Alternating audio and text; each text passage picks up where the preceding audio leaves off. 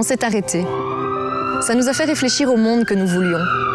Et pourtant, on reprend. Au début du confinement, pour protéger les plus fragiles, nous nous replions sur nous-mêmes. Et spontanément, les élans de solidarité sont apparus. Les citoyens ont pallié les pénuries de masques. Les producteurs locaux ont vu exploser la demande. La crise du coronavirus a révélé toutes les limites de notre système et notre dépendance au marché. Le monde qui se présente à nous, va-t-il redevenir le même ? Ces failles, nous les connaissions avant. Le coronavirus n'a pas créé ces problèmes, il les a exacerbés. Notre fragilité a été mise à nu, notre hyperdépendance révélée.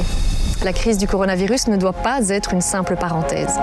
Alors que la population a dramatiquement souffert des mesures de confinement, que la colère gronde, que nous ne sommes qu'au début d'une crise économique et sociale dont les dommages seront considérables, la vie reprend, dans des conditions parfois difficiles à comprendre, et on voit que le business as usual reprend le dessus. En pleine crise, on apprend qu'un accord comme celui du Mercosur ne sera pas renégocié. Un texte duquel on sait que les indicateurs sociaux et environnementaux sont au rouge. La politique commerciale actuelle de l'Europe, c'est importer et exporter librement. Elle ne tient compte ni des droits des travailleurs, ni des agriculteurs, ici comme là-bas.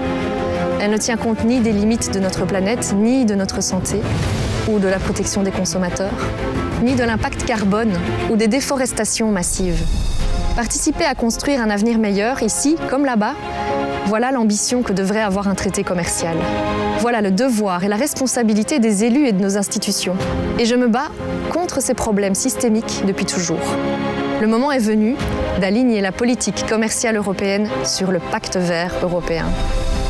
L'accord Union européenne-Mercosur est le premier crash test des politiques post-Covid de l'Union européenne.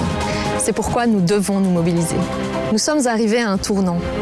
C'est l'occasion d'un nouveau départ. Et on ne fera pas l'erreur de le manquer.